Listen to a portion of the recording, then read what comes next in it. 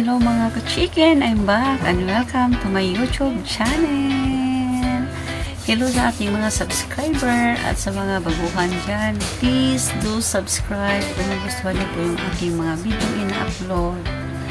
At for today's video, meron naman po tayong bagong pag-uusapan na makakatulong din sa atin kagaya ko na mga nagsisimulang magmanukan. Okay? So bago tayo magsimula, mag-intro muna tayo saglit. Okay? So without further ado, mga ka-chicken, let's start.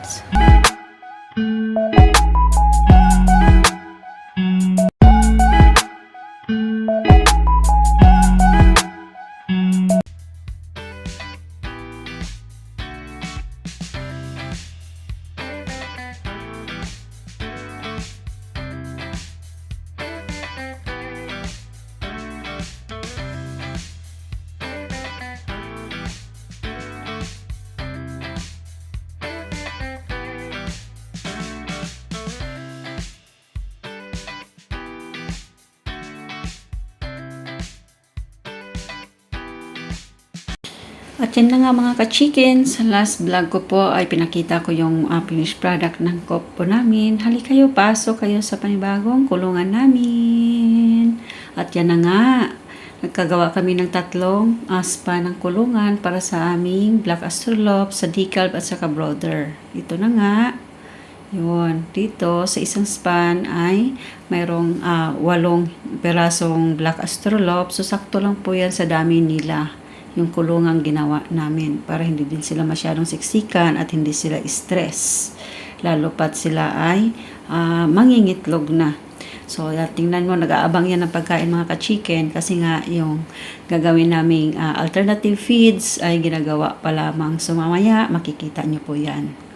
Okay, so yan, gutom na yan sila pero inuna pa yung vlog pero okay lang. So, dito na naman sa kabila is yung aming decalb. So, mayroong 3 pirasong inahin dyan at isang raw. So, nag-aabang din yan ng mga pagkain, mga ka-chicken. So, antay-antay lang kayo. Ginagawa pa yung mga pagkain ninyo. Okay? So, yan.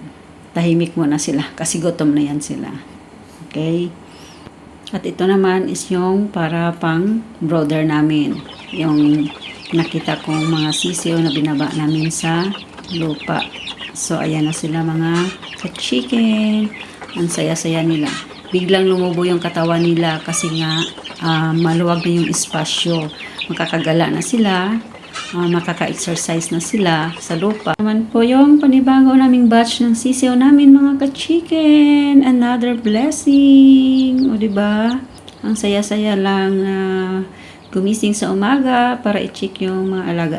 Ito na po tayo chicken sa main part natin na sabi kong alternative. So, pwede tayo, may Madrid de agua tayo, may banana stock, may kangkong, may asola, may malunggay. Pero ngayon, prepared namin is malunggay muna. So, ayan. Kumuha na kami ng malunggay at saka nagmix kami ng 1.5 kilo ng commercial feeds.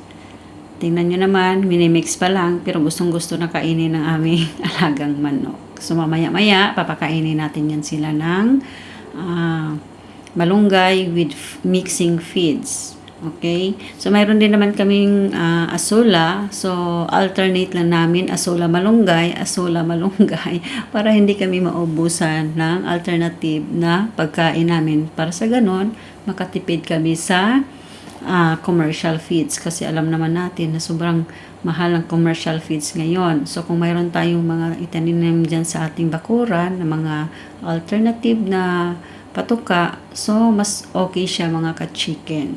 Okay? So, para sa mga baguhan at sa mayroon ng mga poultry na andyan lang sa backyard nila, so, kung mayroon kayong mga ganitong mga alternatives na mga pagkain ng ating mga alaga, pwede din ninyong gayahin ito. Para sa ganon, makatipid kayo sa feeds na ating binibili. Okay?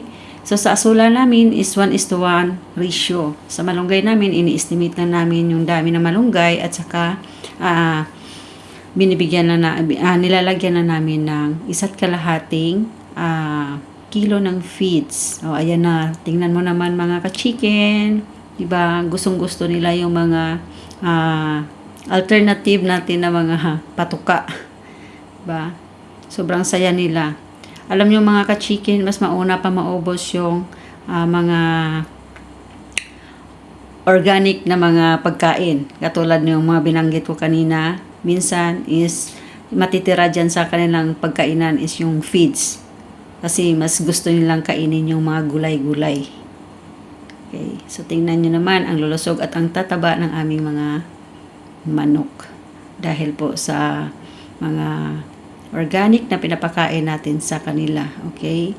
So, yan po ay talagang organic. Walang synthetic. Kung mayroon man, kundi kunti na lang. At least makaless po tayo sa gastos natin mga ka-chicken. Kasi nga, tinatawag nga ito na free range kasi dapat is yung pagkain nila is more on organic lang po. Okay? So, sa mga ka-farmers ko dyan, sa mga ka-chicken ko dyan, baka mayroon kayong mga itinanim dyan sa mga bakuran nyo. Pwede nyo po itong gayahin para sa ganun ay makatipid din kayo sa mga patok. At ito naman mga ka-chicken, yung Azolla with mixing commercial feeds. So, kung mayroon naman kayong natutunan dito sa aking panibagong vlog, so, huwag niyong kalimutan na pindutin yung subscribe button at notification bell. At mag-like and mag-comment kayo sa comment section mga ka-chicken kung mayroon kayong mga katanungan at atin niyang sasagutin.